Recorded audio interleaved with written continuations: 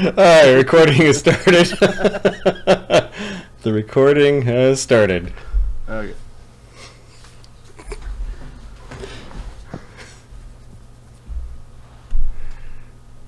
Greetings and welcome to Die Dragon Die presents The Master of Puppets, a parallel storyline to the Grimston Chronicles. Tonight I'm your DM, I'm also your host, and we're also joined by Mark from Ontario. How is everything doing, Mark? Pretty good, pretty good. Yeah. Switching to nights tomorrow night, so I can stay up late and play games. That's awesome. Because you have to, because work. I'm playing game because I'm responsible, damn it. Stay up. Excellent.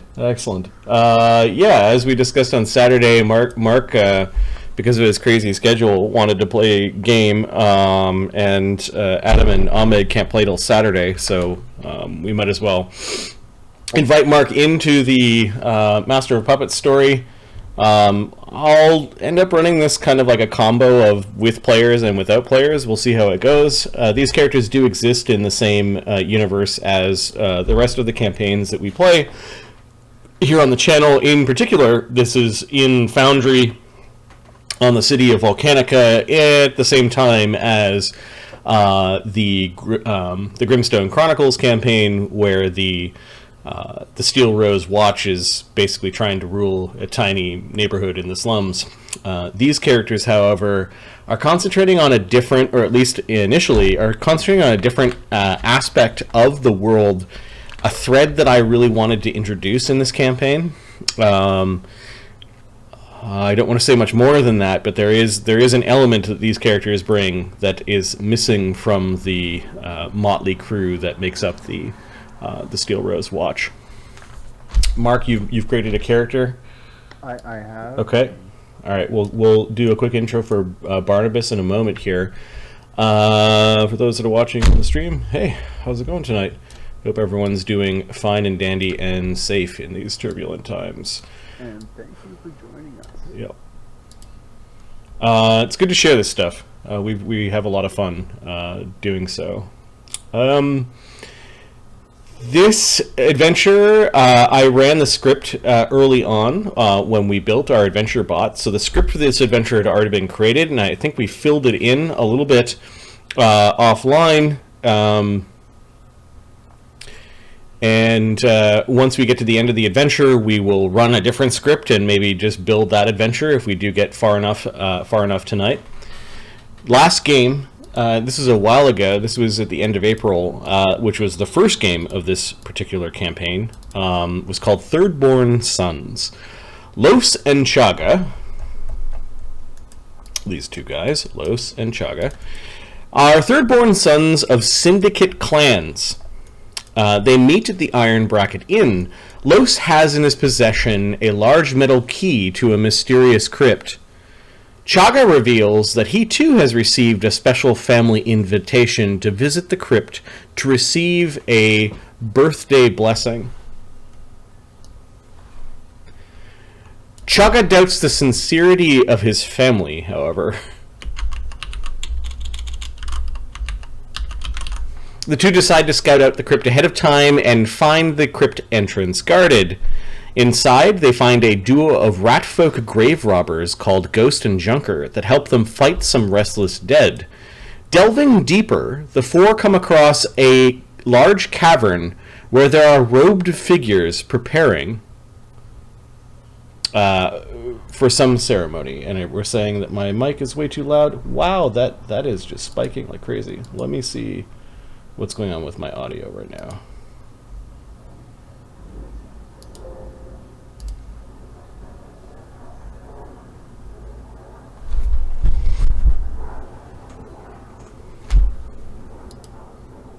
This is why we can't have nice things.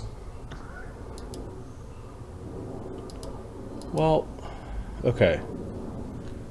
It should be a little bit better now. How about now? Ooh.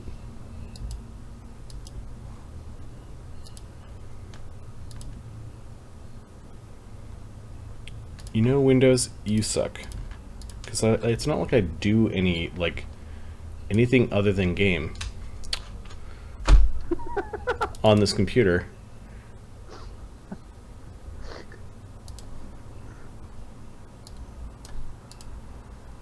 Test 1 2 3. Sounds pretty good. Test 1 2 3. Okay, that doesn't sound too bad. All right, apologies for that. Yeah, it's like I don't change anything. Why does it always change? But it's software, I guess. Okay, so they've discovered that. Oh yeah, we found some gold armor from a skeletal champion as well. And I think that will be the unifying, at least early on, bond between Lloes, Chagga, Ghost, and Junker, as they will probably want to be around when they sell that gold armor. After kind of going deeper into these crypt areas, they come across a scene, and the scene is this. There are a number of torches, and I wonder if I have a torch token. I probably do somewhere.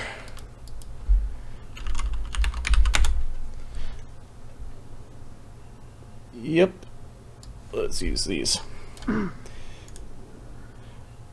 A number of torches that are being set up. These are not like just like handheld torches. These are like metal rods with the torchlight on top of it, almost like torch lamps that are being set up in a row that leads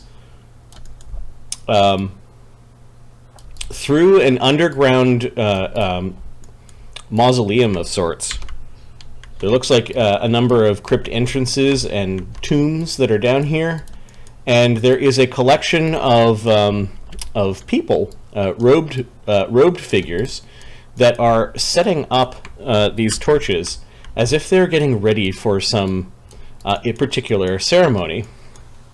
Let's introduce Mark's character at this point in time, and I'm also going to open up the combat sheet to make sure that the stream and Mark and I have DM points, as we've been using these to affect the game world and to kind of change things as we go. So I'll take my 3 DM points. The stream gets 3 and Mark gets 3 for tonight. Alright, I will take my 3. Cool. So Mark, quickly, what's your character's name, and what's he about? My character's name is Barnabus Darby, and he is the son of kind of a servitor family to like the syndicate. Okay. He might be the only character in either campaign with an actual job. He is an associate professor at the... Oh, what did I call it again? At the Arcane University, which is called...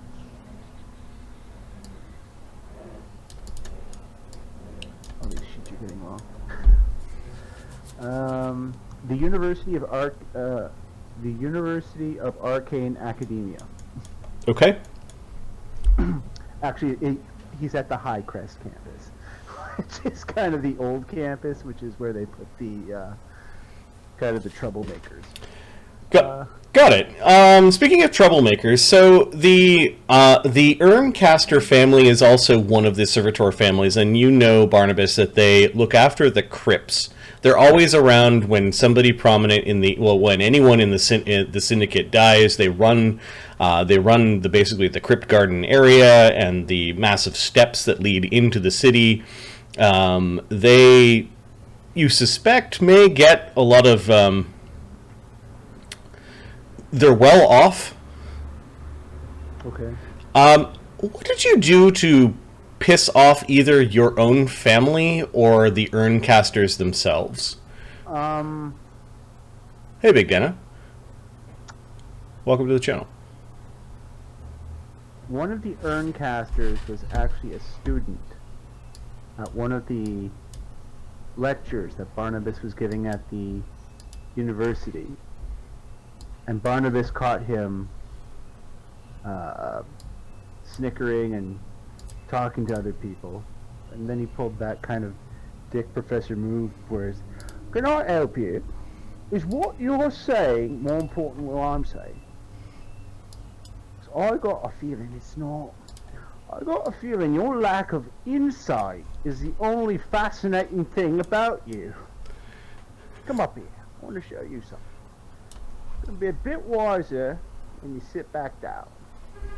And when he got up to Barnabas, he smacked him in the mouth with his walking stick and knocked out all his teeth. And that's why we don't interrupt Professor Darby. Alright, so this sounds like, is this a regular behavior for Barnabas? Yes. It sounds like he's an egotistical know-it-all, is what you're basically describing. Egotistical know-it-all, very high IQ. Okay. What you didn't realize is that it was a made man of the Urncaster family, which doesn't serve a particular syndicate family. They serve all the syndicate families. They're kind of like powerful in their neutrality. Death comes for everyone. Okay. And when you knocked out this made man's teeth, the only reason why you weren't sent immediately away was that he was a made man, but in a servitor family, not in one of the syndicate families. So there was some like when it came to like some sort of arbitration, it was like, oh, it's cute. Look at these upstart families squabbling together. It's almost like it's sort of expected that the servitor families are the ones that do the scrapping and guarding and sort of defending the really powerful syndicate families. So this type of gripe or problem is not uncommon, but it's to the syndicate benefactors that you need to, or malefactors that you need to go to. You were punished by being given a year of service to the Urncaster family in whatever manner they saw fit. Okay.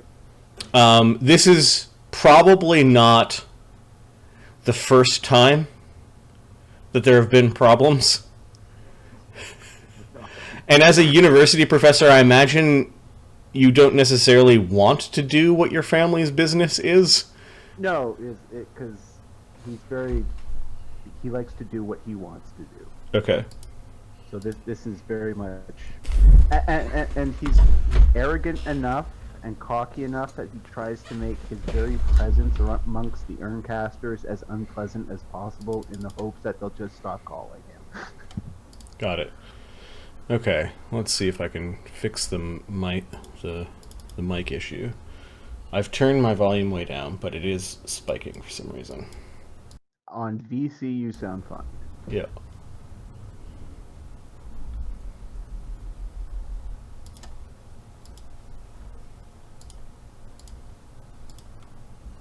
This is me being very loud. This is me being very loud. Test 1 2 3. Test 1 2 3. Yeah, it's still a little bit.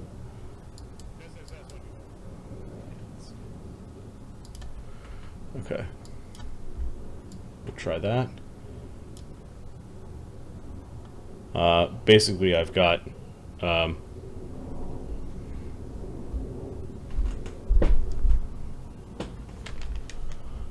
Okay, I've got my mic turned way down, and then Mark's is turned way up. I'm trying not to blow up my eardrums with Mark's mic. So something software has changed because we've been running game for weeks without me changing anything. So hopefully this is okay. Drakester, Barnabas's class is he's a sorcerer of the Sage bloodline and a chronicler of worlds bard,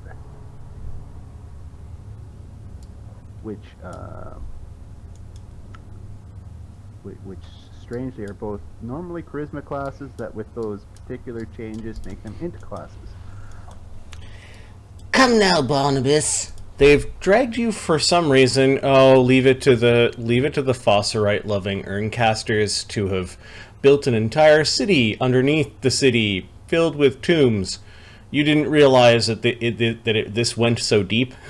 But you, for the last 3 days, have been gathering up these really heavy torches and dragging oil and all sorts of materials down into this particular crypt. Now, the crypt is like the above ground crypts are a maze of mausoleums and ossuaries and tombs, all kind of stacked over each other. They brought you to this particular place really deep into the city, in their domain. You have this really like big little man complex almost. Yeah. Under priest, his name is Fosserite Hedrick. You're sure that he's not even an Urncaster noble, but he is served by Urncaster Bellicott. No, it's not the guy whose teeth you knocked out. He's the one that basically, you don't know if he requested you, or he's the one that currently needs something done. What's your strength and con? Strength is 10, so he's not lifting anything too heavy. Oh, these are really annoying. They're like big metal stands, and as you're kind of like, you can only lift one at a time and dragging them into place. Knowledge engineering is secure some ropes and shit, make his life a little easier. You know that there were three guards. This one guard that is here has this really nasty tack dog that's almost bitten you a couple of times. And then the Urncaster Bellicott is the one that seems to be leading the way as he's undoing wards along this place. Like, this place might have been locked up for some time. The most peculiar thing that you have in this push cart that you guys brought down here, like basically a wheelbarrow, is there's a barrel of something liquid. It's got a weird stink to it and some weird stains. Like, you don't know what's in the barrel, but it was definitely a thing you were told to lift up, needed help lifting up, and is in the back of the cart. Fosserite Hedrick is just up your ass. He does have 4 skeletal creatures that are following him around, and he thinks he is the arch necromancer of like yeah, of the world because of it. Don't make me turn you into one of the bone creatures. Move your ass, Barnabas. He just starts moving his ass. What's in this barrel anyway? Heavy, like your mum. What did you say about my mum? She's heavy. What, I'd have you know my mother's dead. That explains why she didn't put up much of a fight down, doesn't it? What, shoot?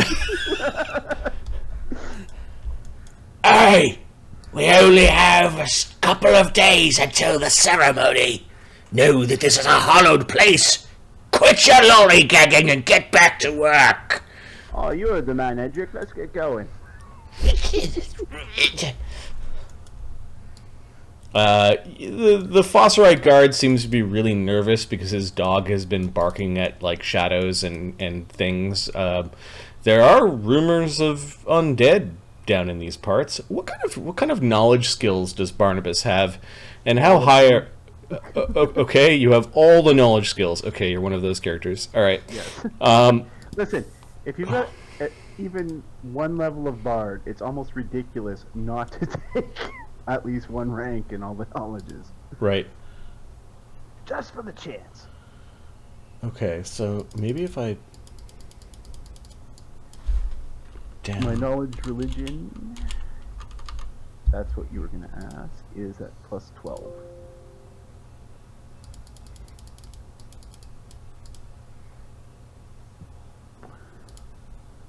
Knowledge religion plus 12. Yeah, the Urncasters are technically Fosserite priests, like that is their family business, which means that not only are they allowed to go into tombs, they are also tasked with guarding imperial grave sites of importance. Sad day for you if we got some unexpected walkers down here, right? Guess it's your job to put them down, right, mate? Who are you talking to? The guard just looks nervous. Oh yeah, okay. We'll just drag the guard over for a moment. Yeah, he's backed away as Urncaster seems to be up top inside of these buildings that are interconnected, and obviously casting some spell to get rid of the wards. He looks at you. Get back to work. That's right. I'll let you work on this. You keep your eyes peeled for the ghosts. Okay, he looks uncertain, and the dog is growling at... Luckily, now that you're down in the crypt, it's growling at everything but you. Before, on your way down, he seemed to not like the smell of you.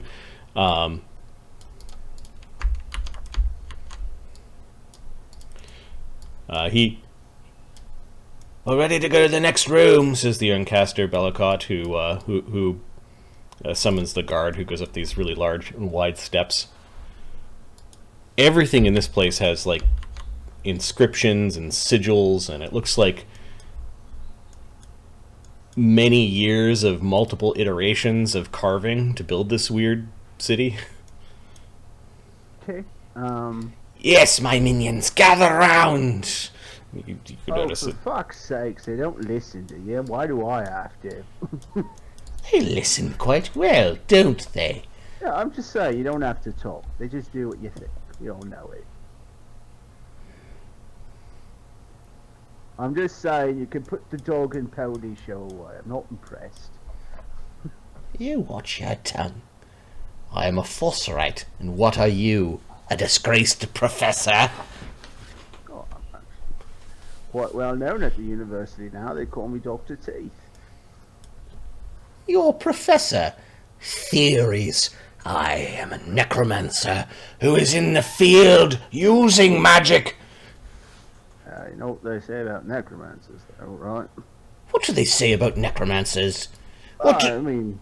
What do you teach all of those, it's not me. I'm just saying, they. What do you teach all those sanctioned wizards that go to your silly little college? You got the fetish.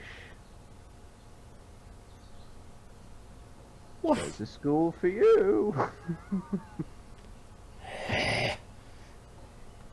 Your smart mouth is going to get you in trouble down here. Mark my words. And your dimwit's gonna get you in trouble. Yeah.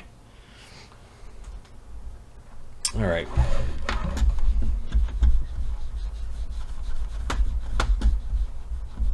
Everything on my computer is being funky tonight. My mouse is just slowed the hell down. Yay, Windows.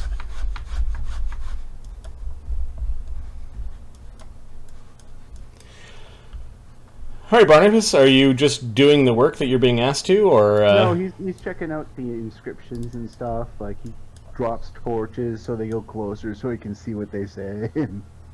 Okay, it's this particular wall of inscriptions that are almost like... Well, they're hieroglyphs. Like, pre-Imperium?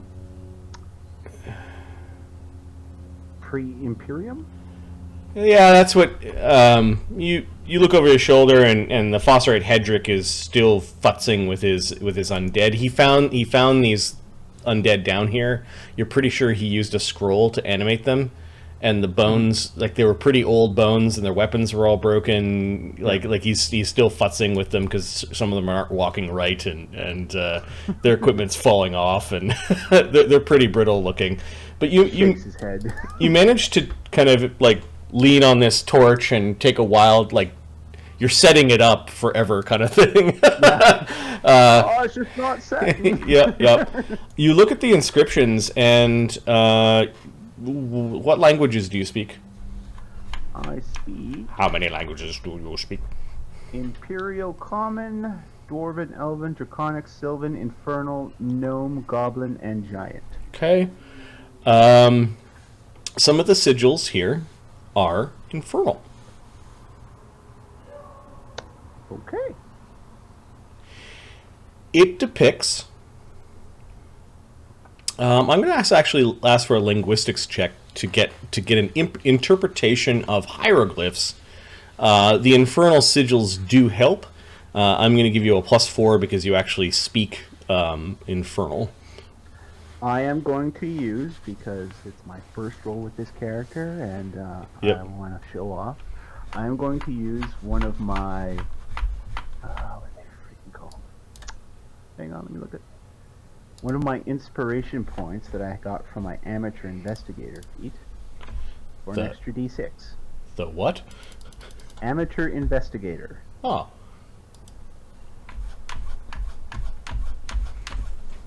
I don't know what that is.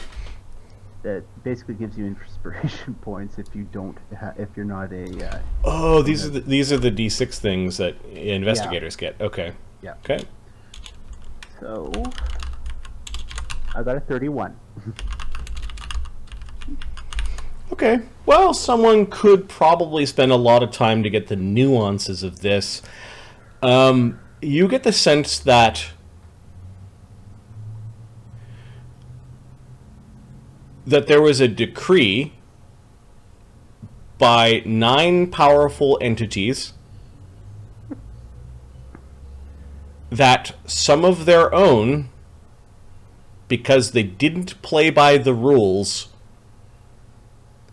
would be punished by being interred here. Okay. And the last part is what worries you a little bit more. Until it is time for them to be released. Until their punishment is over. Like, there are many interpretations. You're like, until a ritual? Until some time, and there's something at the end where you would have to spend more time studying, or you'd need a library. These hieroglyphs are not like of an ancient people. Mm-hmm. These hieroglyphs are Imperium era. Okay. Normally, Imperials don't write stuff like this.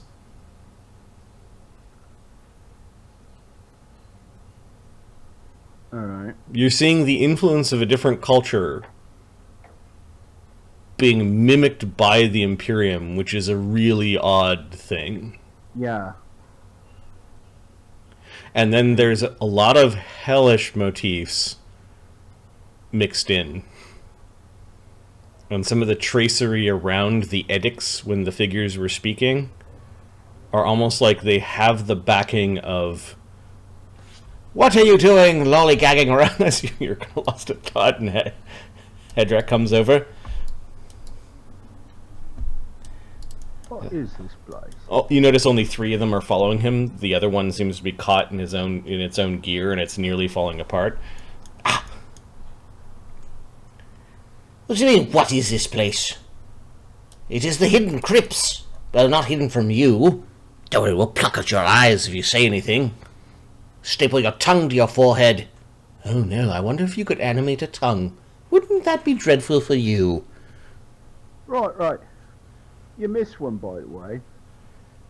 Yes, that one is defective. You sure? Oh, it's the skeleton. Maybe you missed a syllable or two on the scrolls. All I'm saying. Why don't you get the barrel? Don't spill it. I will have to feed something else to the leeches.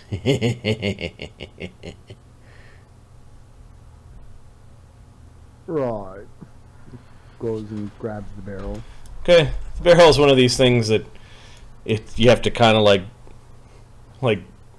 roll it on its base, and it's circular, so it always ends up kind of falling, and you manage to roll the barrel all the way up to the steps. He's one of these guys when, like, for manual labor, he doesn't try hard. It's not like it's like So it takes him forever. I've found it! The Hall of Initiation! Oh, I thought it was show self-respect. I was under his breath. Excellent, Smiley. He's shouting up, but this place is open. Echoey. Yep. Yes, indeed. This sigil written upon here, the opening below you, is the Hall of Initiation. Ah, the leeches will be in here then. Oh, for fuck's sakes, Hedrick, get it together. He waves his hands, and the skeletons scatter a little bit. Brings the Yep. stuff. Hedrick, here's my key, and he tosses down this really big key, and there's a like a silver chain around the key. Hedrick, let's see if Hedrick catches this. Barnabus will bump him. He drops the key. Ding, ding, ding. All right, let's see. Not a thing, guys. 1 in 20 chance the key breaks. Let's see if it rolls a 1. Nope, it's fine.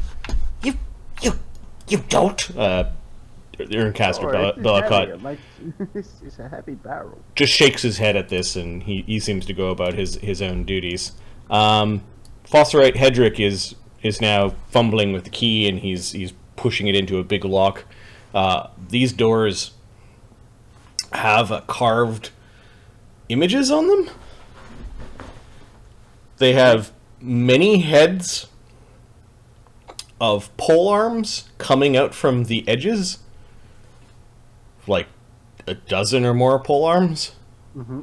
And in the center, there is this hulking brute of a man in this weird helmet that looks like some sort of warrior. And the key is going into the door. Stand back from that in case it goes. In case it's trapalicious. Yep. Pedrick. Coward. Yeah, I know what spears can do to man's flesh, so you enjoy that. It's the Halls of Initiation. Bring the barrel in. Fuck's sake. Is it open yet? It's open. It smells a little rotten in there, but it is open. It's a fucking crypt, mate. You're a fucking fosser. Get used to it. Fucking baby. I don't mind the smell of rot. He says as he's digging into his pouch, and he pulls out some sort of like wax and puts wax in his nostrils. He doesn't offer anything to you. It smells. Yeah, there's a bit of rot in there. It's not super funky, but there is a wetness. There is moisture in this room beyond. I'm gonna. He starts prestidigitating the air and just makes it smell like strawberries and lilacs. You're Febrezing the air. Smells bad, mate. It's again like your mum. Okay, I'm gonna bring you to a different map as he's kind of shooing you in. The entry hall is large. However, there's a smaller door on the other side.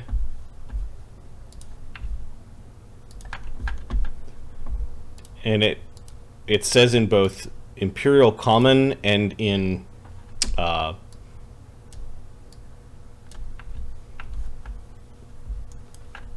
Infernal. Here be the halls of initiation. Okay. And all he wants me to do is put the barrel down? Go in there, open the little door, and feed the leeches. Don't put all the bloods in there. We need to make sure the leeches come. Alright, put the little blood down. They're not in there. Beyond the door. Fucking prick. Here. He opens the door.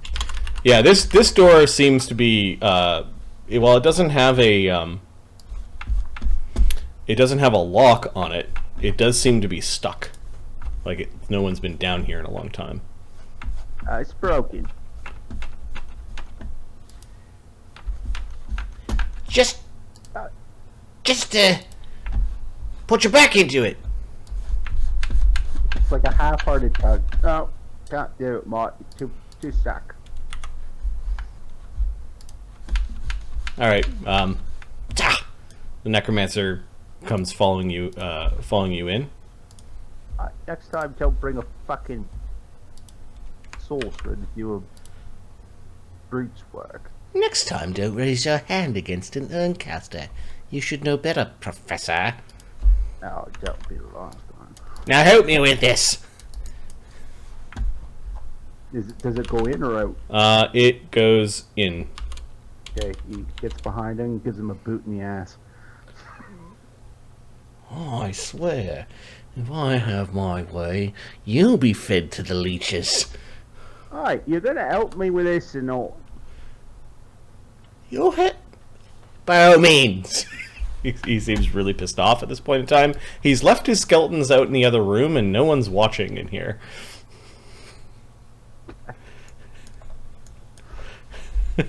Alright, he's gonna aid. I got an idea. Alright, okay, he's gonna aid. Alright. He doesn't aid.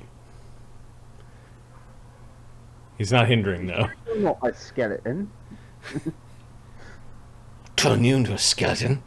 Got an 18. Okay, yeah, you end up kind of overcompensating a little bit for his lack of help. And there is a thin hallway that leads into a landing. And there is an open room. The light from the torchlight that you guys have outside kind of spreads into the room. Mm-hmm. Just ignore the dotted lines. I hate module maps.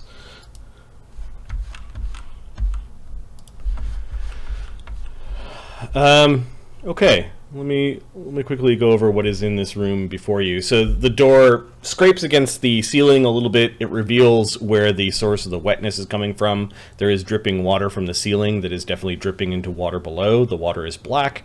There are, I believe those are pillars. There are 4 pillars in the room.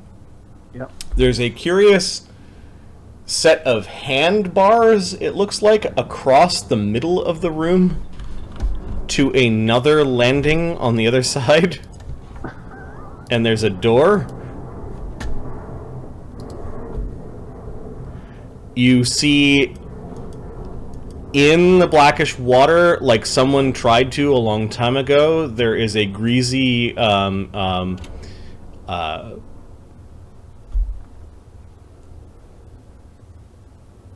algae covered ladder that is in the water. Okay. I'm going to draw a line for where the ladder is.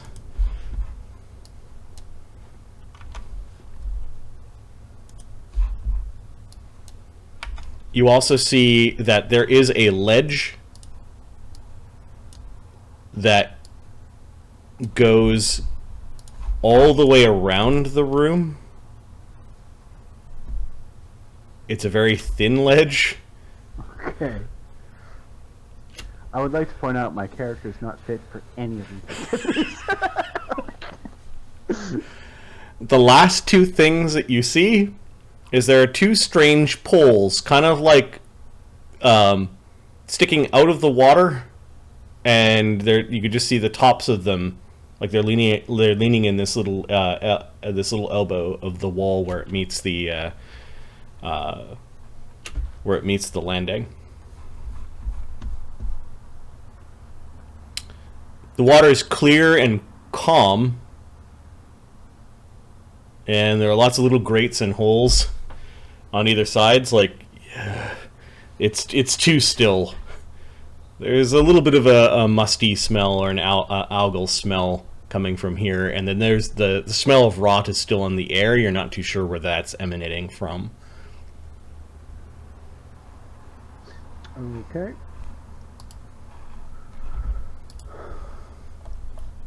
He puts the barrel there, sips on. There you go. All set. Well, tap the barrel. Maybe put a quarter of it in the water. It'll summon the leeches.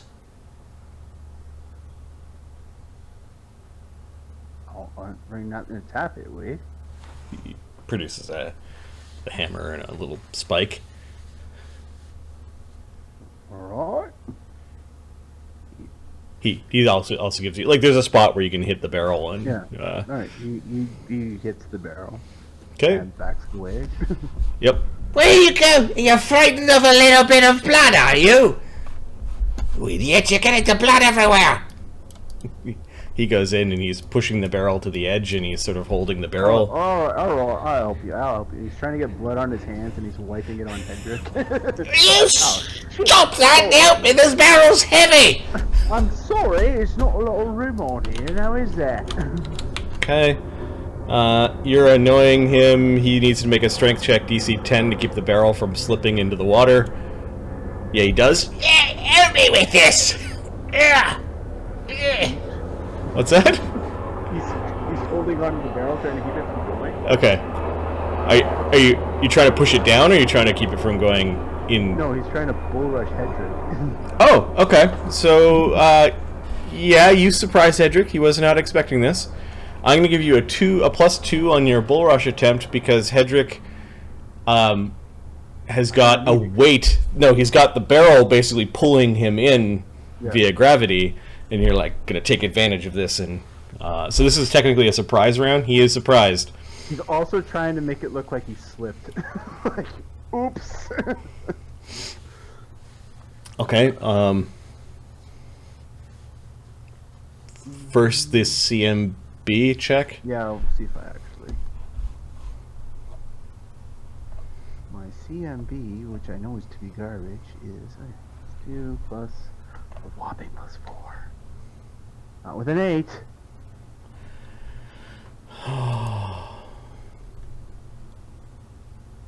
Did you just push me? Wait, CMD 12. 10 with the -2. His dex is low enough that it doesn't matter that he's flat-footed. Yeah.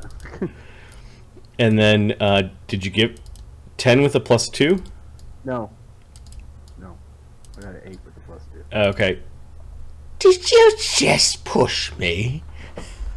Now, if I pushed you, you'd be in the fucking wall. I tripped, is what happened. You, An 18 on my bluff check. you bastard. I'm going to tell the priest about this. He just leaves the barrel going, and the blood is just pouring over the sides. He pushes by you if you let him. Maybe roll initiative? Okay. All right. He's trying to get by you because he wants to tattletale.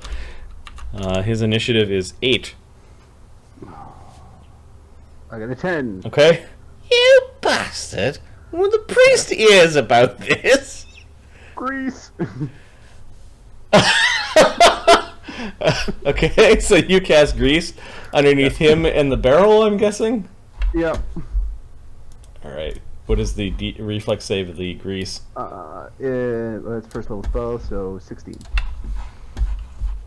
Okay, he gets an 11, he falls. Any chance he falls over the edge? Given that this is 5 feet wide exactly, we're going to say a very slim chance, 1 in 8 chance that he's in danger of sliding off the edge. If he rolls a 1, it's bad for him. Oh. Nope. You know, he falls perfectly but in the middle of it. Ah! Fuck. You still have a single action left. Bull Rush is a complicated, I think, or complex. Depends what Bull Rush is in Pathfinder. I don't think it's.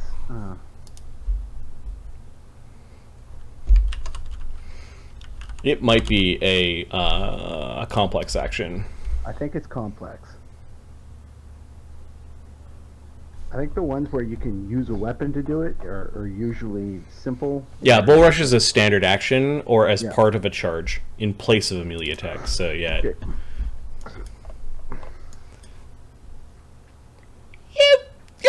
casting spells on me?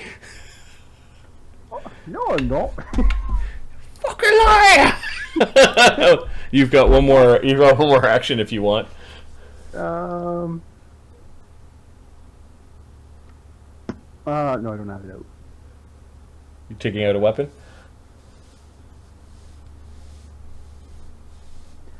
No. He'll kick him. Yeah, take my hand. All right. He's he's on the ground. He doesn't have improved unarmed strike, so you can. Got a 20. So. Oh, 30, 20. Nice. Yeah, you clock him in the head. 52. Oh, sorry, mate. Two non-lethal. 2 non. Okay, his turn. You're gonna pay for that, he says. Get in here!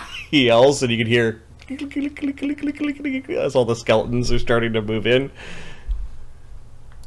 Uh-oh. That would be 3 skeletons that are moving in.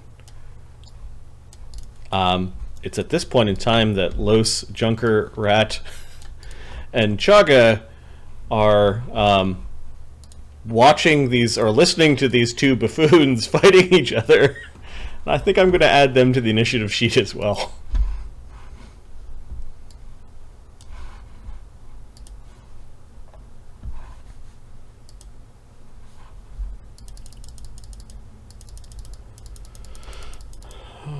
B team initiative sheet. Let's get the random numbers. Is Barnabus in the initiative sheet? Yeah. No, he's not. I don't think. Okay.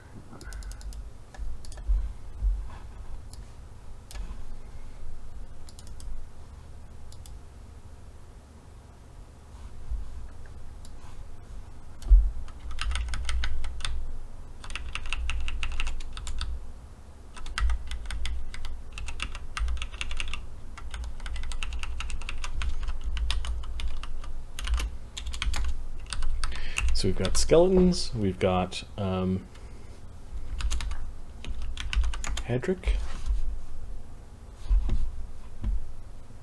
He's got a -1 to his initiative. Barnabus, what's your total? What did you previously roll? Plus 3 and you rolled a 7? 10 total. Okay. So we're gonna roll 7.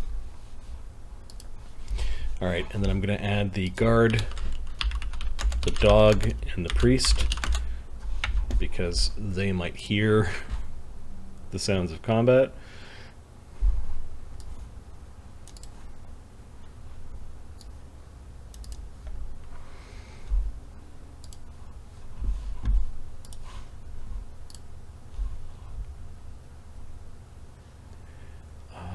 Five. Barnabas is in his 30s. Late 20s. I don't know what I got there. Whatever I wrote, 28 I got. Let's make him approximately Chagga's age. Okay, how old's Chagga? 33. Alright. 33. The guard has a +5 initiative. Wow.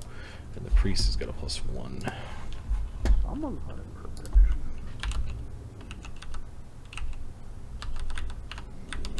And the dog.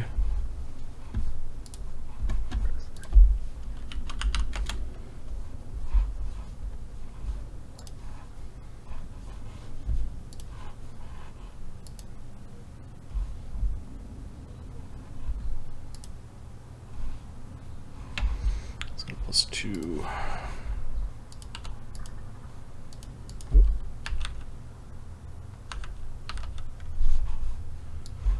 Okay. Chagga says to Los, "Oh, I believe I do know that individual.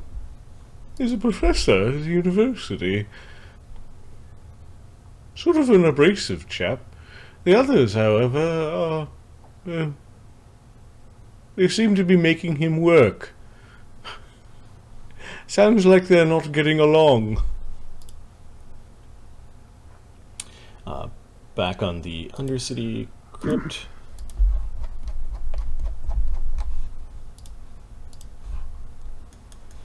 I think Ghost is going to sneak to this corner, pull out his bow. There's still one skeleton that seems to be caught in this torch, while the other ones are moving into... here we could just... They're inside the crypt, so we can keep all on the same map. Yeah. I'm going to go to Hidden Crypts. There are skeletons on their way. The skeletons all surround Barnabus. Apparently your friend isn't really good at commanding them, because they've surrounded you, but they're not attacking. Okay. What are you waiting for? That's what he yells to them, and they maybe have interpreted that as wait. Lloes, he's also sneaking in and having a look. Alistair is behind the party. Actually, no. Alistair has, because he's been living down in these crypts, the little kid is sneaking, and he's gonna watch what's going on. Chagga comes clanging in, because he doesn't sneak too well in his heavy armor and his tower shield. And that skeleton untangles itself and lurches towards Chagga and Lloes. The guard doesn't know anything's going on at this point in time. Barnabus. He is going to try and...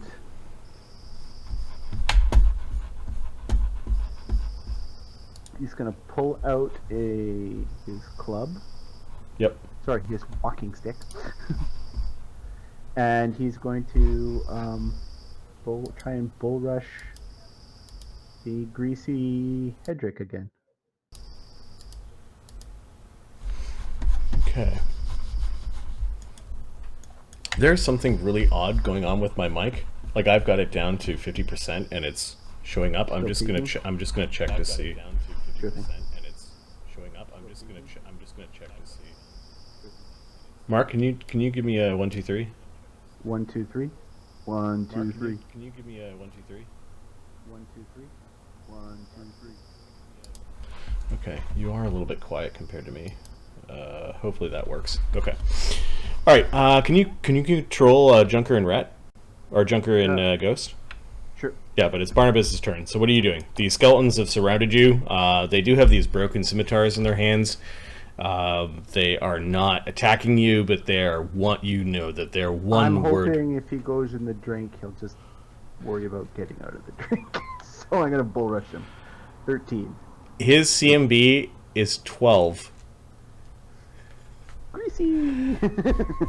Oh, plus the grease? Yeah. He then tries to catch a hold of the edge of the greasy area. He cannot make the climb check. Ah! He goes down about, I don't know, 10 feet into the water. Blood is still spilling from the barrel that you guys didn't stop tapping. It's spilling all over the edge. And Barnabas, at the end of the round, I'm going to put leeches. Yeah, that's really fun. I'm going to open up that sheet. You can see them coming out of the sides, eerily quiet. 2, 3, 16, 50. Like there's going to be a swarm of these leeches upon him. Okay. And I've got a nice token of a Leach Swarm that is now forming because of the person thrashing in the water, as well as the blood. That's what they look like in the water.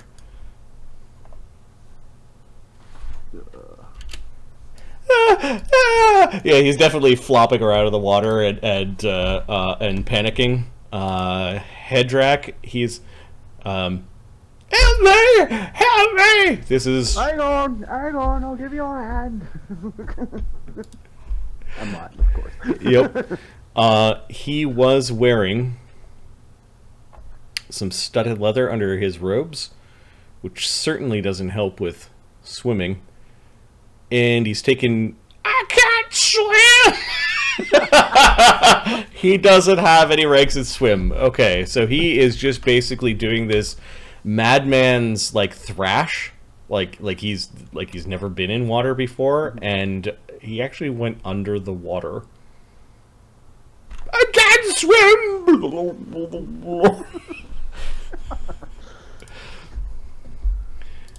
Alright, Junker. That may give you a barrel to hold on to. Mark, what's the druid doing? The druid... This skeleton has spotted Chagga, and it looks like it's gonna wander forward. Yeah, I just want to have a look. You've got... You summon your swarms? His familiar turns into a swarm. Oh, that's how it works. All right. Yep. And does that happen on its own turn? No, it happens on his. All right. So his familiar will turn into a rat swarm. Nice. And does that require actions from him? It will require actions from the swarm, although it might require actions from him. Let's have a look here. I looked at him a bit earlier, but I mean it's...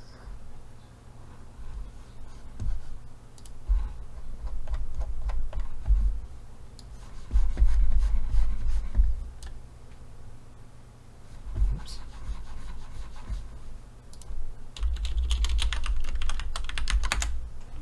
I have a bunch of tokens that are just names.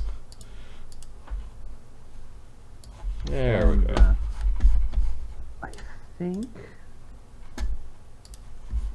So what is the power that turns his swarm? It's called Fecund Familiar Extraordinary. Yeah.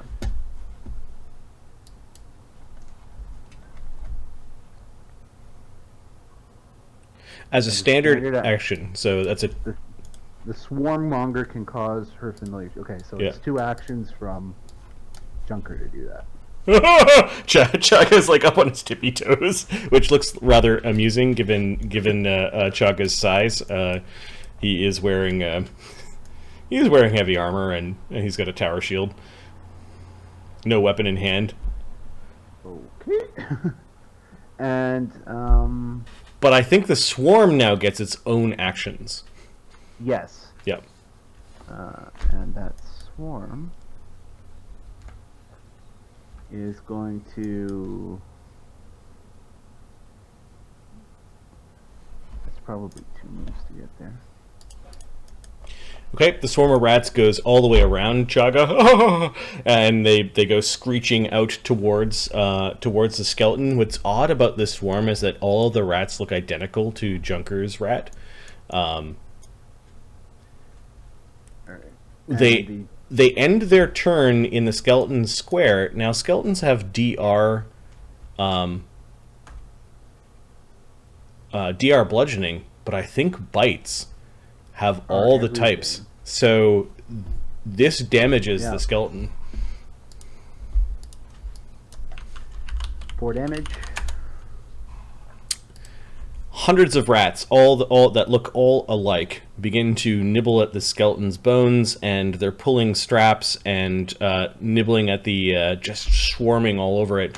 And it's the ones that are nibbling at the joints that cause the skeleton, which was described as the most decrepit of the 4, to crumble.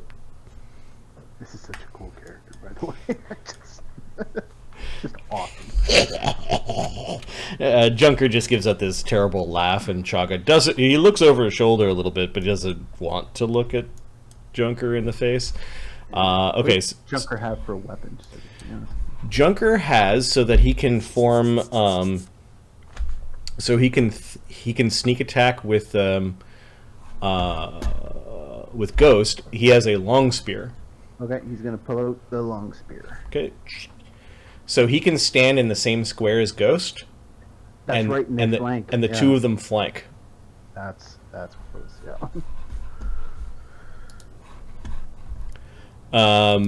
One with the bow and one with the long spear. Mm-hmm. The dog. Okay, the dog hears a bunch of things and is growling, and he's under the command of the guard. The guard now knows that something's up down there. The priest. What is going on down there? He gets to the top of this level, and he looks down, and I guess he could see that there might be figures off to the side, and this whole group of rats. He is going to cast a spell. It appears that we've run into some sort of trap. He is going to cast... Well, he doesn't see anyone yet. You can hear his apprentice going nuts. Okay, he casts a spell, and there's an arc of gray light that goes out all around him and kind of emanates to everyone above. It doesn't do anything particular to Barnabas. Okay. Barnabas, you heard spell casting. I don't know if you're that kind of character and know what spells are. Yeah, give me a spellcraft. You can't see it being cast. It's going to be 5 more difficult. So DC then I will 22. Then I will add another inspiration die. Cool. That'll be 2 out of 5.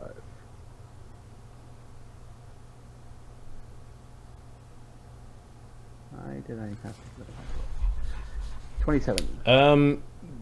The priest up there cast a bless spell. Oh. You did see some of the light, because he was standing on the edge, kind of waft in and go around the skeletons. Unfortunately, Hedrick, who had been dumped into the water, is about to be eaten by leeches, is not in the bless spell. He has not been blessed. However, he will be blessed by leeches. Do you have ranks in heal? I do not. Okay. Let me double check. I actually might. I don't think so, but I might. No ranks in heal. Okay, the Leach Swarm goes all around the pouring of the area where the blood is dripping out of the barrel or pouring out of the barrel into the water. They also go all the way around the Urncaster Hedrick, who fell into the water, who's under the water, and you can see him struggling and trying to keep them away, and they're just going into his clothing and latching onto his head and his neck, and there's some on his arms.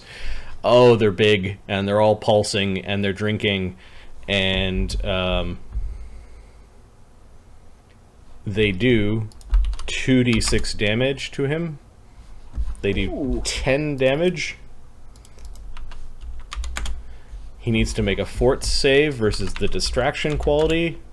He fails it, so I believe he's nauseated. Yep. Which means I think only a move action. Yeah, 1 move action. Yep, nauseated for 1 round. And then something happens to him when he begins his turn within a Leech Swarm. Oh, that sounds... this is just awful. Oh, they also have poison. Let's do the poison first. Oh, so these suckers have poison. He fails. Yeah, his fortitude save is 4. Okay. He takes 4 dex damage. Ooh. His dex is now 4. That is the worst poison, I think, for this guy. And then he'll take certain kinds of other damage the next turn.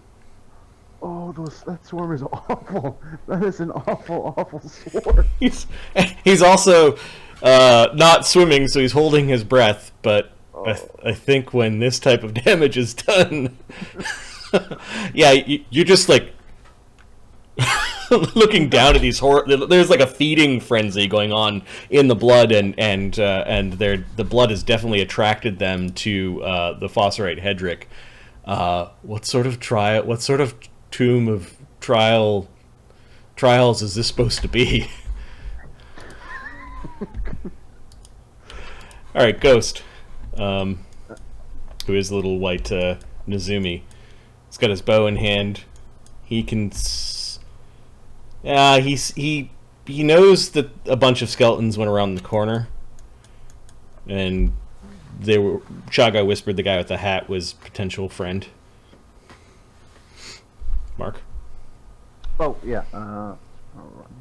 You also can peek around the corner, and you see this priest standing above here and like blessing. Do the skeletons look like they're active, or are they just standing there?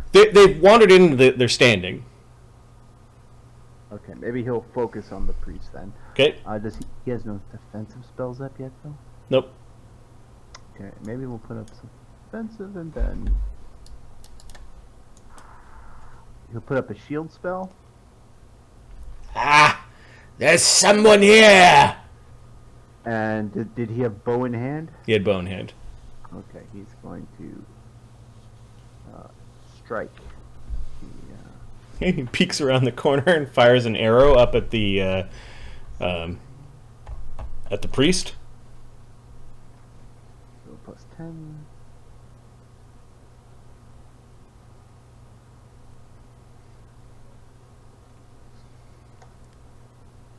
AC 14. No. No. Even with flat-footed, if he didn't see you, which he does see you now, he's like, ah, Damn rats down here. Oh, I see how it is. I see. the skeletons are... Okay, so he's a new necromancer. He didn't quite know how to command them too well. Like, this was the first time, the experiment. We'll see if he told them actually to follow him, or if he told them to come to the squares where they're standing. The third option will be they've come to the squares that they're standing in, and they're guarding those squares. Okay. They're guarding those squares. So, Barnabus, when you kind of like... We're about to move past them, and you can see one of them flinch. Okay. But they didn't go running in after him into the water or anything like that. Lloes. I think Lloes is going to... these guys cast a bunch of spells last game, and...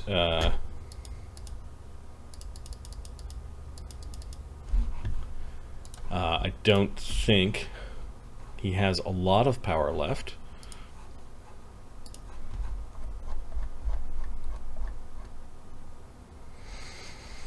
He's got a couple of ninja pools. He has 3 first level spells left. I think it's time, with a mage armor still running, so I think it's time to cast shield. And he's going to move along the edge. Probably get to here. More of you, grave robbers! Chagga. Chagga's just gonna trunch in with his heavy armor. He's gonna triple move. He glances up at the big mural of hieroglyphs. Is that you, Barnabus? Do I recognize Chagga? Yeah, Chagga you'd recognize his silhouette. You know Chagga from your time as a student. Oh, Chagga, how's it going? Got a bit of a problem here, mate. Yeah, he's gonna stop there. Chagga looks weird. He's dressed up in I believe it's scale mail. He's got a tower shield. Yeah. And he's holding on to costume party, friend. What is that? splint mail, tower shield, and he's got a scythe that it would be impossible for him to wield right now with his tower shield in the other hand. Okay. It appears you've got a bit of an undead problem. Chagga, you're here too early. This is the priest who's pointing down at him. You're not supposed to be here! The guard and the dog beginning to move their way down. I medical. Edric tried to run away by swimming through the water. He doesn't believe you. Or maybe he does. Barnabas. They're not attacking, but they're not moving. Okay, spellcraft. They are flinching. You can tell that if you try to move through the squares, they're gonna. Plus 16. I want to double check that. No, plus 16. Okay. So spellcraft. Will these skeletons fall apart once Hedrick dies? Yeah, give me a spellcraft. So you're gonna spend some time thinking about it. You could also roll a knowledge arcana or a knowledge religion. I think I'm better off with spellcraft's my best one. 22. Okay. He burned up a animate dead scroll to animate these 4 skeletons. Mm-hmm. These skeletons will remain as undead when he dies. Just not under anyone's control. They will become uncontrolled undead when Right. he dies. Okay. Which might be bad. You also know they're dumb, but it is evil magic that animates them, so they might just become hostile. Oh, he's gonna put up a mage armor. Given that they're just guarding the squares that they're in, they're not taking their AOs as you carefully put up a mage armor. The ledge behind you dripping with blood and the feeding frenzy of these little eel length leeches. Some of them are flipping out of the water, and there's a churn. As the Urncaster, the Fosterate Hedrick can't swim. Hedrick is going to attempt to swim. Well, first, I think because he began his round. Any living creature that begins its turn within a Leach Swarm is drained of blood, taking 1d3 points of strength and con damage. He takes 1 strength and 1 con damage. That makes it harder to crawl out of there with no swim bags, don't it? And then he needs to make a poison save, which he makes. Cure 1 save. Okay, he no longer has the poison coursing through his system. Now he needs to make the swim check. DC 10 in water that I'm not allowing to take 10 because it's dangerous and he's not trained. He fails. He'll attempt again with his second move. He fails. Nauseated. Oh, that's right. He's nauseated because of the distraction. Save against the distraction again too, doesn't he? Or is that on the swarm? It's on the swarm's turn. Right. So he's still nauseated. So he's failing. He's now underwater, and with his draining con is That's just an awful swarm. Junker with his swarm. Junker with his swarm. Junker is going to move with Ghost.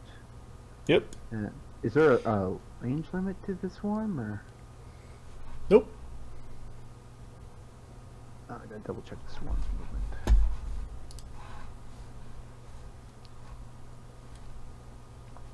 There might be a round limit. Fecund Familiar, 4 per day, 3 minutes. So 30 rounds. That's a lot of rounds. So is it the same speed as the familiar itself? Yep. Oh, it's only got a 15-foot move. Okay. Still. 3 actions though in the bad way to go. Drowning wells, getting your blood sucked out. Okay, the familiar is running along the mass of rats that is one but many. Running a move by Junker, and Junker is going to take a mutagen. Okay, because he is a vivisectionist. Yeah. What does he normally use? He uses a spear in his hand, so he might probably give himself strength. Strength. All right. Okay. The dog is growling and gets unleashed from its chain. Oh, it slows down a little bit. It sees all the rats, and it is nipping at the edges of the swarm. It'll try to kill some rats. It got a bless spell, so it attacks the rat swarm. AC 19 probably hits. I would imagine, yes. It does 8 damage, which becomes 4. As he kills some of the identical rats, and then the rat swarm looks like it's gonna go all over him. The dog had to move twice, and then it bit once, so it is running down there. The priest up top. This is Urncaster Bellicott. You're too early! Don't worry. We won't spoil the surprise much. And he casts a spell and points at Chagga, and he's uttering a spell. Chagga needs to make a will save. I don't know if Barnabus is still trying to do spellcrafts from down below. Yeah, he'll do.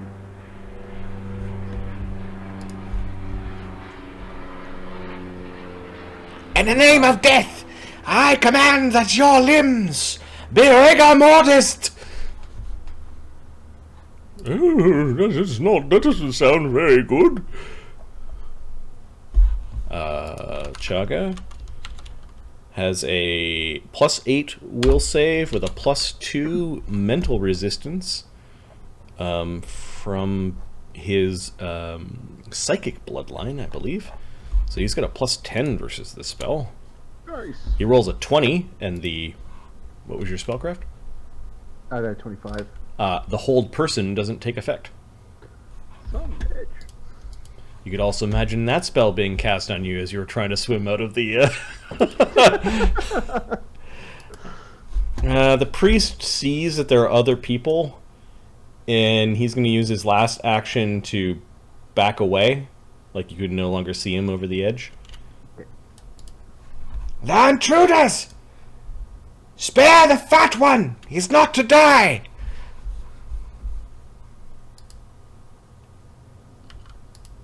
Leeches do 2d6 points of damage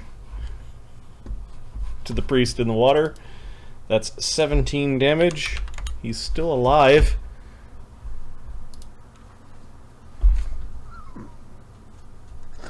Save versus the nausea, I guess. He needs to make a save versus the nausea. He fails. Oh. Which means he doesn't have enough actions. Oh no, these are the leeches. He does need to make a save again versus the poison.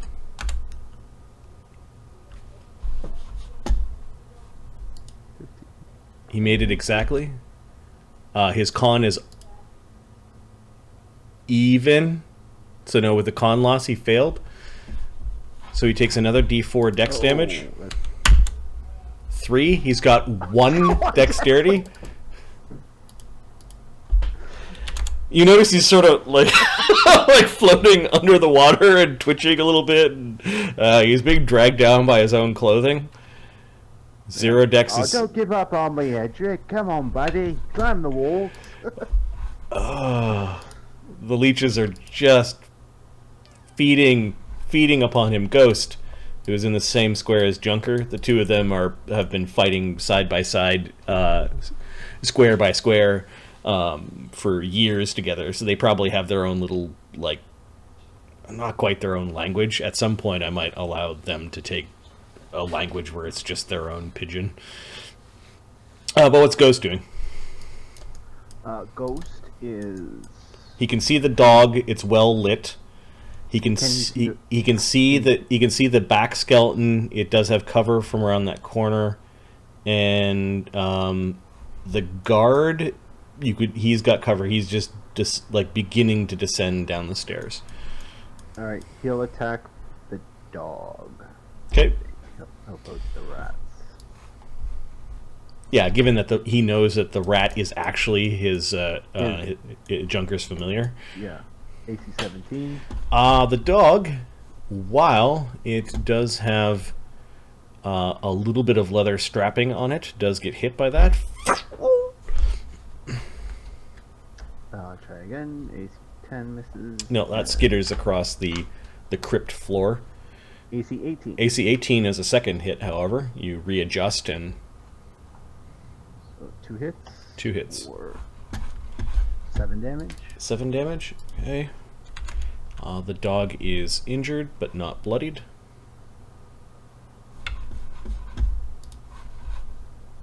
The skeletons are still kind of... Like, you approach them in any way, they could raise their swords. Yep. Lloes is going to come charging in to attack a skeleton. God.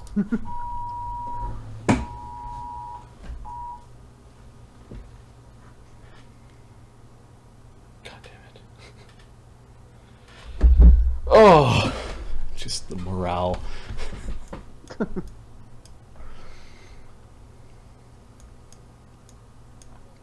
Yeah, Lloes comes charging in with his sword. He is attacking with a masterwork S-stock, which is a kind of a large fencing sword. Piercing, which may not do a lot of damage, but we will see. +7. Oh, whoops. He would have hit. His next attack, he struck for 2d4. He's got a 10 strength and no feats to add dex to damage yet, which we will make a custom feat to, allow S-stocks to be like rapiers or something like that. They're effectively big ass rapiers that you need a exotic weapon proficiency for. So I think allowing them to be treated like rapiers would be fine. He goes up and stabs this skeleton. The blade goes right through the skeleton's rib cage and manages to take out a bunch of its ribs and crack its arm for 3 damage after damage reduction. The skeleton... You might want something a bit more club-like, find. He looks like he's having fun. like there's this look of joy in the swordsman's face. Barnabus is not. Yep. And he's doing all sorts of well-trained maneuvers against the skeleton, like it's a training dummy. He's thinking to himself, "What a fucking arsehole." The skeletons are turning around. They are becoming hostile at this. Alistair, you can hear this high-pitched giggling.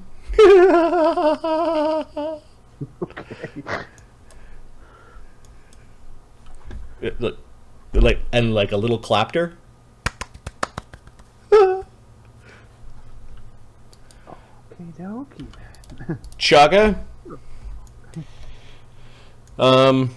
He glances over at the dog and sees the skeleton, and his scythe just goes flying from his hands towards the skeleton on the edge, through the doorway. Chagga does not have precise shot, so it's whipping the scythe. I'm not fighting them. I'm just sitting next to them. Right. This is his Hand of the Acolyte power, and it's a +6 to hit, -4 for him firing into melee. Hits an AC 21. Nice. This does damage as if he was wielding it, except that you add your wisdom modifier to attack instead of dex.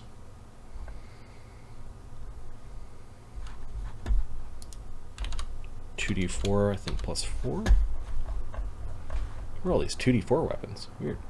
Yeah. -5. Yeah, he blasts it. The weapon just goes clanging into the skeleton. The blade doesn't do as much as the whole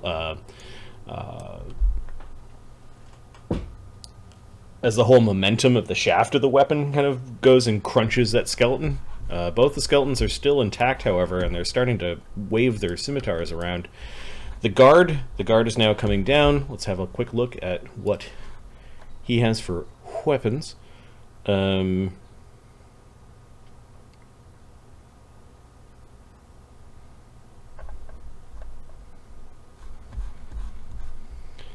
Although that swarm did that first skeleton in pretty well. He is drawing... Really? Why would that guard have that? Did I change it? Nope. He has a great axe. This guard must be the leader of the guards that were upstairs. He's moving like so. And then 2 moves with his heavy armor, and 3, he gets up to the rats. No, he's going to push his way past the rats. He gets to here. He has a great axe in his hands. Well, he had the dog. I guess he could... No, we'll move him 20 feet back. He pulled out his axe and then began to move down the stairs. And it looks like he's going to avoid the animals fighting. Barnabus. Barnabus. How is the skeleton 4 looking? Both of them have cracks and some bones that have fallen off. They are not bloodied. Alright. He's going to cast defensively, because I'm assuming they'll attack. Yeah, they haven't had their first round of being hostile, so they're still flat-footed. Okay, then he's just going to cast Disrupt Undead. Okay. I think you need to make a ranged attack.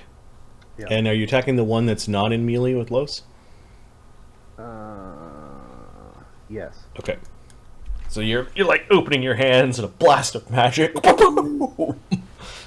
D6 damage, 2. It is now bloodied. Bones fly off everywhere. Some of them get scorched, and there's a little fire inside of its rib cage, but it's still somehow wandering around. And then he's going to whack it with his walking stick. Yep, at a -5 because your second. This is technically your second attack. So I miss. Okay. You hit some of the bones that are falling down, and you brush them off your petticoat. Hedrak. Poor Hedrak is trying to swim away. Nauseated with strength damage. And dex damage. And the armor check penalty, he gets a nat 20. He's grabbing the side of the side of the wall, and he's actually swimming around to that corner. Remember I mentioned where there are 2 poles, and he's grabbing a hold of the poles. Now that he's disturbed the poles and they've shifted a little bit, they look like stilts. Okay. Like you might be able to wade your way through this to the other side on stilts. He hasn't pulled himself out of the stilts, but he's swam out of the swarm, but the swarm is greedily following him. He does need to make his poison save before he gets to the stilts. He does so. He doesn't take dex damage, and he doesn't begin his turn in the swarm. Right. Junker in Junker's Rats.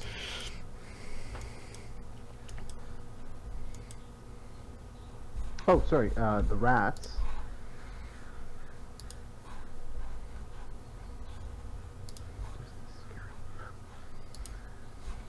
The rats go after the dog. 6 damage. What's neat about his swarm form is that his swarm has the hit points of A familiar. a familiar, and then they gain temp hit points when they turn into swarm form. So once the temp hit points have been burned through, it's probably a good time to. It's probably a good indication, like maybe the rat should go back, or be careful, kind of thing. I don't know how many hit points it gains, though. I think that's on Junker's sheet. Is it on Junkers? Or I'm on Junker. Oh, this is familiar.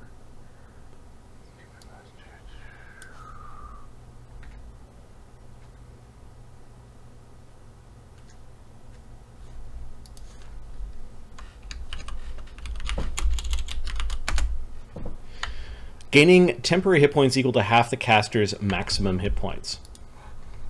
So it's basically half the swarm's hit points, but the swarm, so I'm just going to write down half masters plus toughness, so it would be plus 1/2 masters in temporary hit points. And what is Junker's hit points? Junker's hit points? It's 30. Yeah. So this thing has 18 hit points because it's got toughness. The familiar has toughness plus 15 temp hit points. It's actually tougher than Junker. That's funny. Okay, so you're going to do damage to the dog. The carpet of nasty rats goes over the dog. The dog is now the dog is growling and is now starting to whimper as it's being bit. It does 6 damage. Yep. Ooh. Okay, the dog needs to make a fort save. Makes a save. It isn't nauseated. The dog, I think the dog will be smart enough to not be eaten by the rats. It kind of like goes out of the rat swarm and shakes a bunch of them off and then turns around and is going to bite it some more. I think the first one is a hit for 3 damage. After... Yeah, also the physical damage gets halved too, so... Yeah, and then it critical misses on the next attack. And just critical missed. Let's see if we can get our script running. It's weird, I rebooted my machines before game, just so this type of problem wouldn't happen. And glitches down.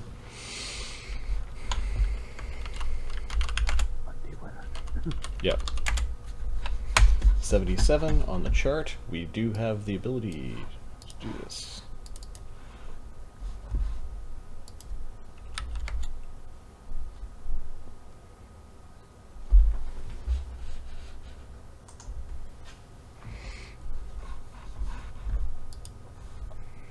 Which feels so slow now that we're...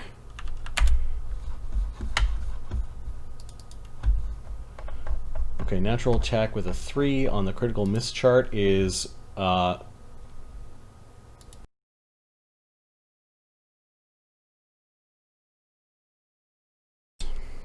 Ooh.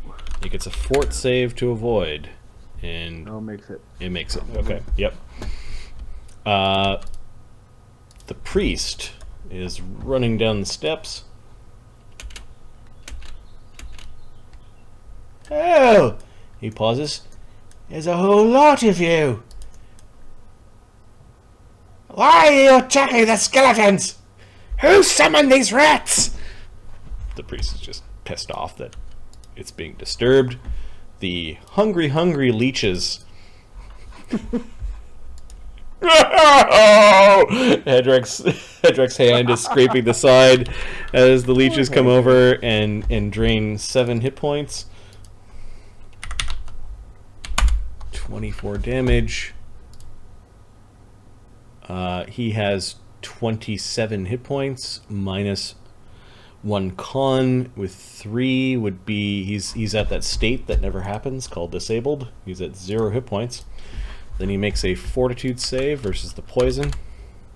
He makes it like a champ and then the fortitude save versus the nauseation, and makes that 2.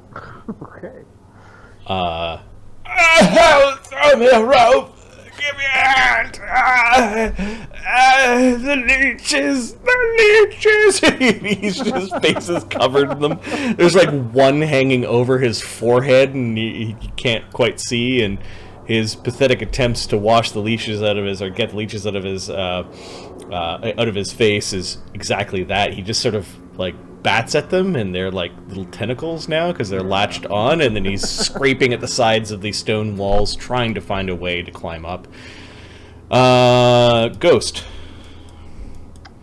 Ghost. Going to... Gotta move to 30? Yep. Little Nizumi are quick. Yeah. Okay, no, Ghost and Junker are gonna... Who's right after Ghost?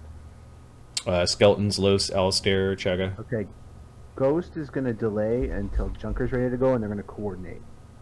Cool. I'll just drop his initiative to that of Junker's. Yeah.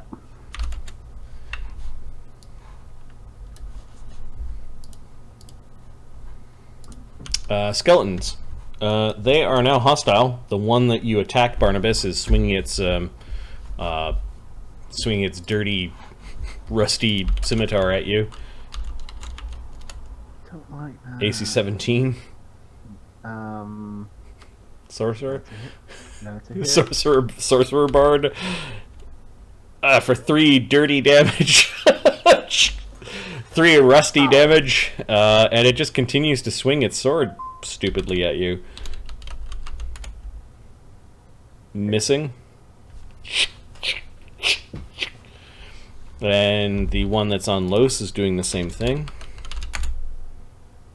AC 18, I believe, is not enough to hit Los. With mage armor running, his AC is 20. I thought that was pretty close. AC 19. Against? He cast a shield spell, right? Yes. Yes. Okay, so he has AC 23.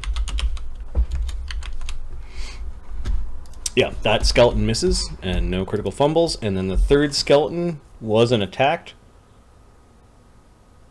So it's just guarding it square. Okay. It's just twitching. Los is using it like a practice. He's actually saying words like "en garde." En garde! Tink! He rattles the bones for 1 damage after damage reduction. The thing is now bloodied.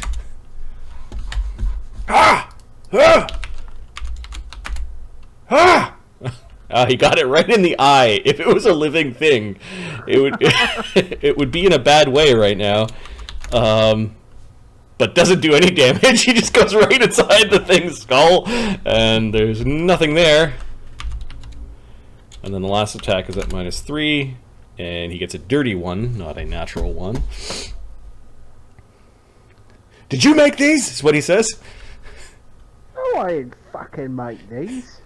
What ain't great you think I am? I don't know. I haven't met you before. That's what he says. Oh, I can tell you're the clever one, aren't you? He flashes you like this grin with perfect teeth. Fucking Yes, this is still Volcanica. No one has used any DM points. Okay, so Hedrak, he's in the swarm again. He's latched onto the side. He's going to attempt to climb up. Now he's got 1 strength damage, and he has no ranks in climb. There are some little grooves, however, it is greasy. So to climb this wall would be like DC 15. It looks like people have climbed their way back out this way. There are handholds. It's slick and greasy. So the climb check, I think it becomes 5 worse when things are greasy.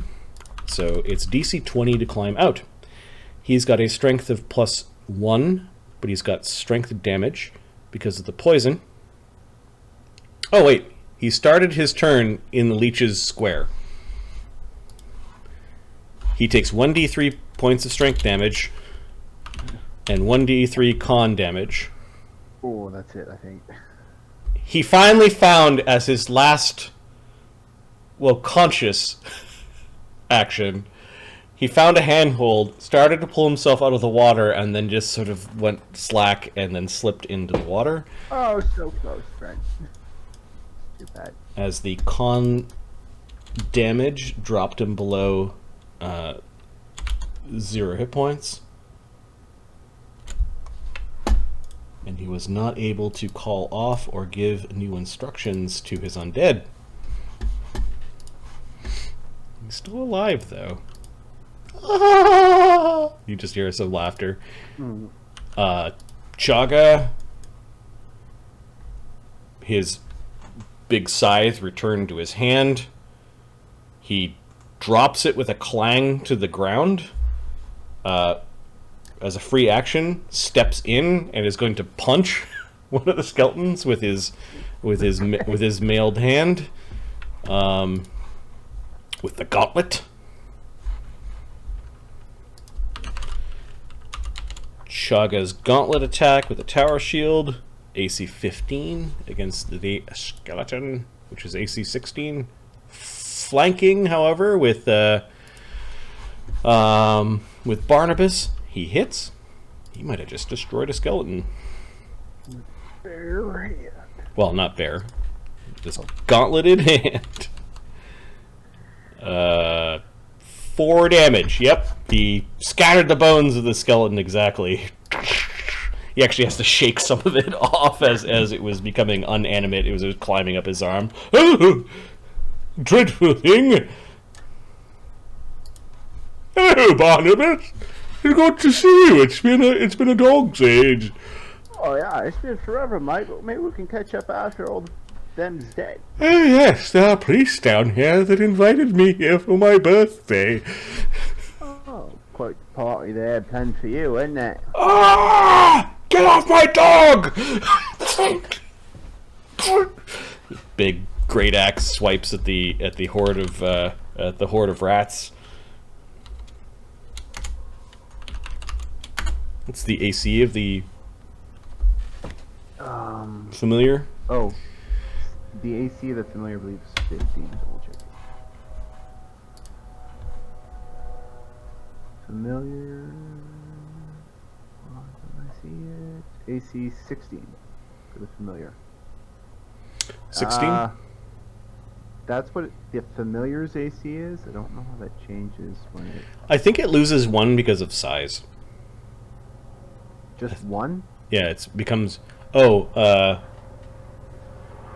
it becomes large, so it loses its size AC, and then 1 more because it's a big thing. Let's AC 13. Let's just keep it the familiar's AC for now. We'll check to see what swarms do to AC after. I don't feel like doing that now. I think the swarm did get hit though, as this man hit AC 19 and then he hit AC 11, so he hit once. The great axe did take out quite a few of the quite a few of the rats for 8 damage. Whoo! That's after.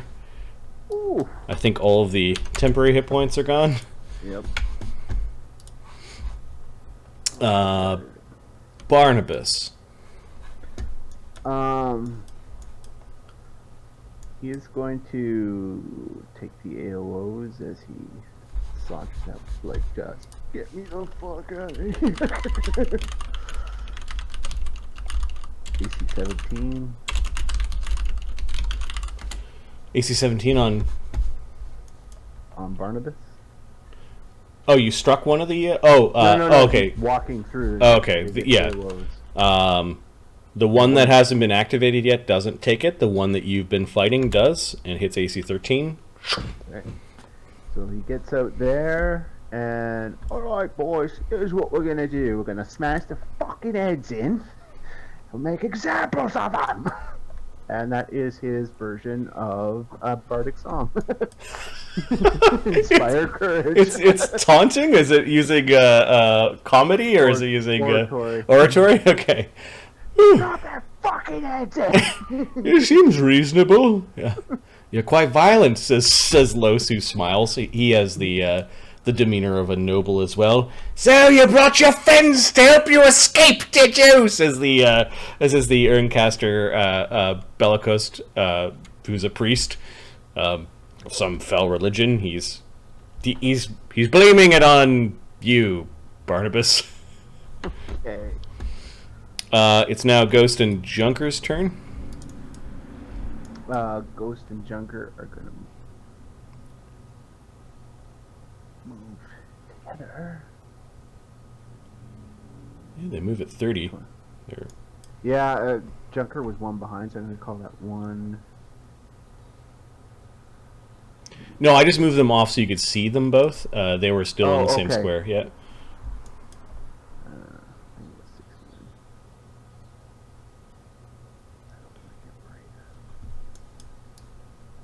There. That's 2 moves. And Ghost is going to take a shot at the priest again. Okay. AC 26. Oh yeah, that hits the priest. I think it's the first time you've attacked the priest. Yeah. For 4 damage. Ah! Yeah, that arrow goes bouncing off of his kneecap. He's rubbing it though. See what kind of distance we're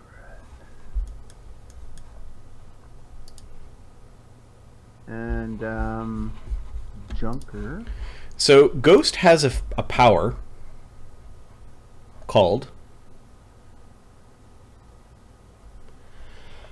Oh, I forget. A melee archer. A rogue with this talent may flank enemies 10 feet away while using a ranged weapon, as if the ranged weapon were a reach weapon. And... That's fucking gross. And Junker has a reach weapon, even as a small creature can reach 10 feet. So technically that dog is now flanked by the 2 of them. Okay, noted. Next round. He's flanked, yeah, so yeah, Junker will attack. Junker can do a melee attack against the dog with his long spear. So he's normally... Sorry, give me a second. Yeah, these are the... Attacks are normally +4?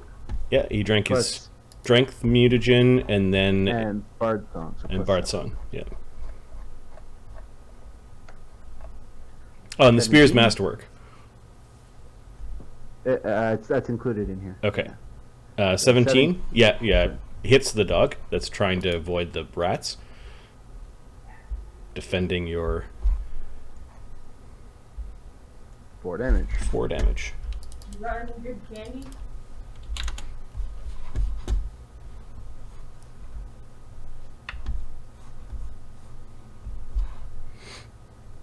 $16.20. The dog is bloodied. Actually, it was bloodied last round because of that. It is whining. It doesn't want to fight anymore.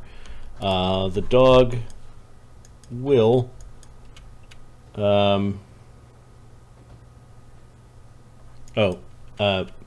Mark? Yeah, sorry. The rat swarm gets to go. Oh, The dog is really, really hurt. It's well past bloody. oh, that's wrong. Yeah. Cool. Thank you, hon. We're gonna eat the dog. Okay. Do they get a +1 for Bard Song? There's no attack roll, so There is no attack roll, you're right. However, 2 damage. spells don't affect the rat swarm once it's a swarm. But if you buff the rat before it turned into a swarm, those spells would still be on the swarm. That's an interesting thing. Okay. Yeah. 2 damage. 2 damage The for now. dog has 1 hit point left. It gets to make a fortitude save against nauseation. It critically fails. It is now nauseated. Get off my dog! Guy says as he's waving his great axe around. The priest.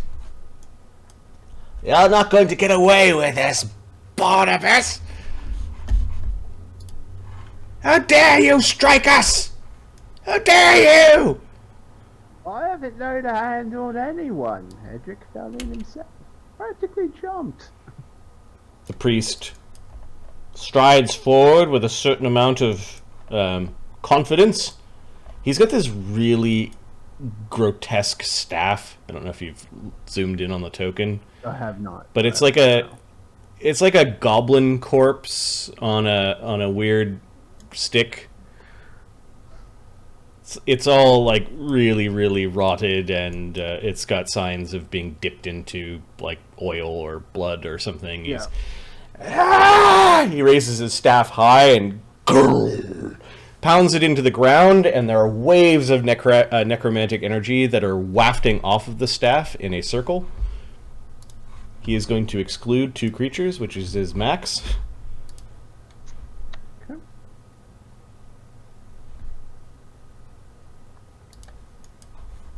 Fear the raft of death! Of death! He does 5 damage. There is a will save, DC 14.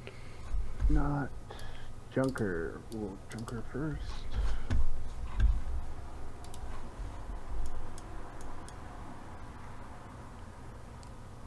Junker failed. Junker takes the full 5. Oh. Junker and ooh.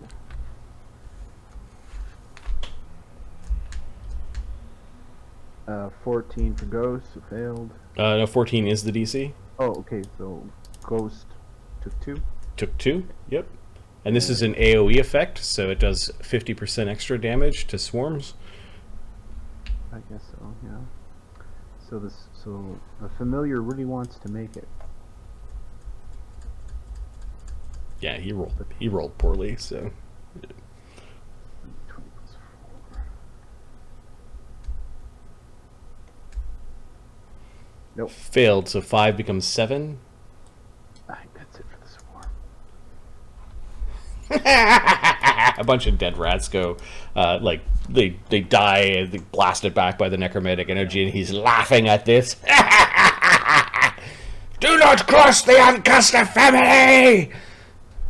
You will rule the day! He raises his staff above his head, and he's full of himself, too.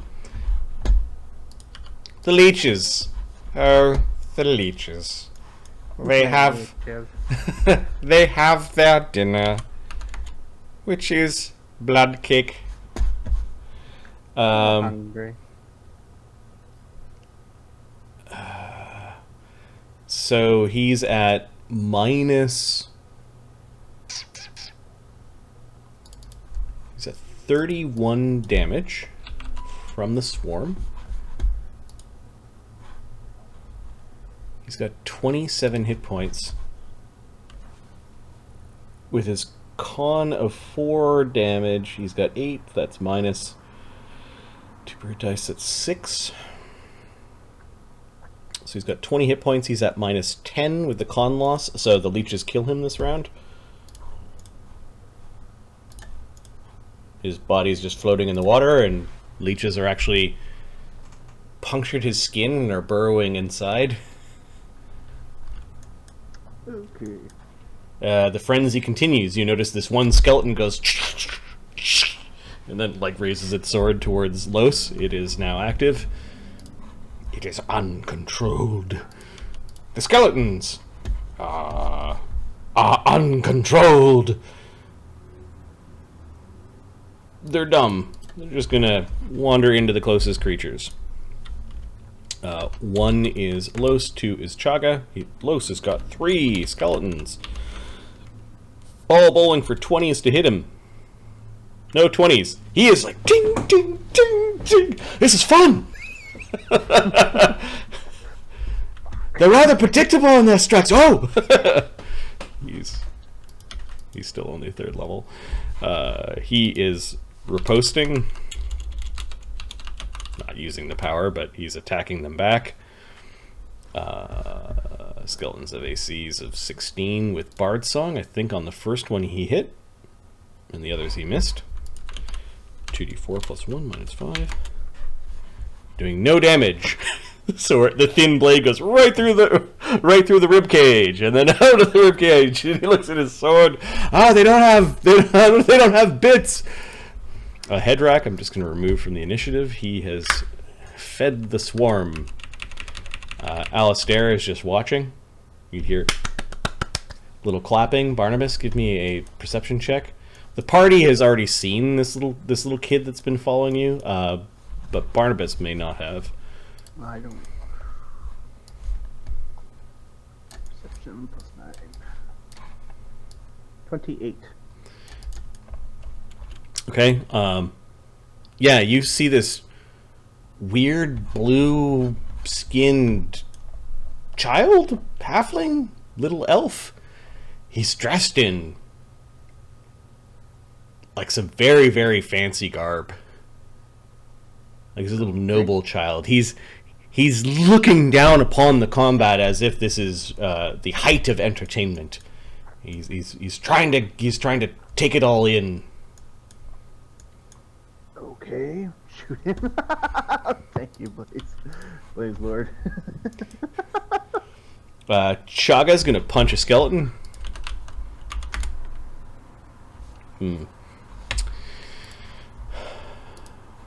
Chagga is +6 with Bard Song, AC 14, -2 with Tower Shield. Nope.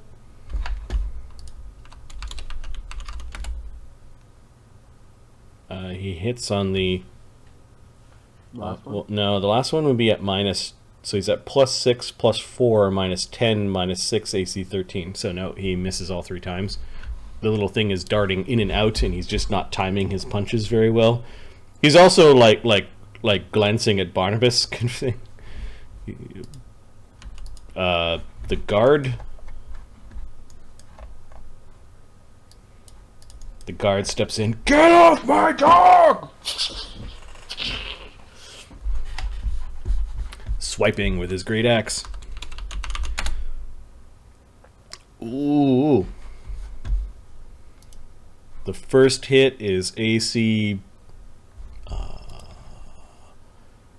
with the bless, Hit. 27, and the second hit would be +3 AC 14. So right now we're keeping it at 16. That's Yeah, a miss. okay. 1d12 plus 4. 10 damage becomes 5. Ugh. 27 damage total. I haven't been keeping track of the Yeah, it's 27. the temporary separately from. Okay, yeah, he's swiping at the rats. They're flying as the giant blade is hacking in and out. Barnabas, after invigorating. Barnabas hands Chagga his walking stick. Well, you try this for a bit, mate. Oh, right there. It's just a club. Yeah, it's just a masterwork club. Okay. And then he casts shield on himself. Ghost.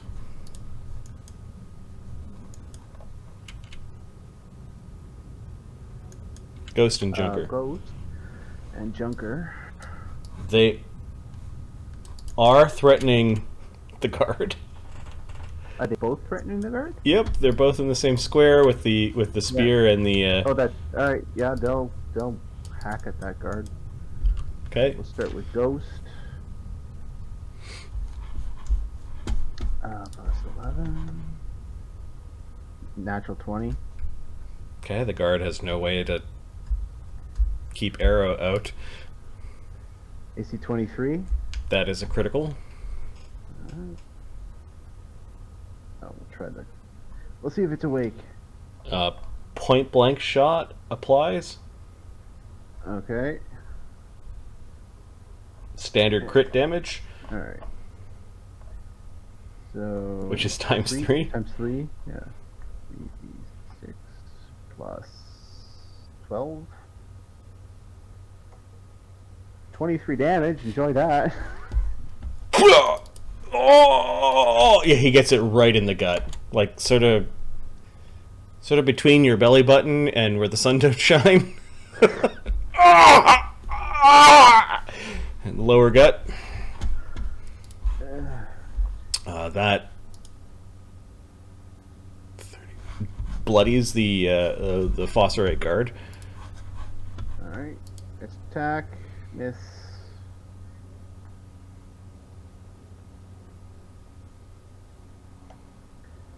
AC 17. Are you adding the flanking bonus? I am not. Okay, So so 19. AC 19 is one higher than this guy's AC. Okay. Second arrow just breaks against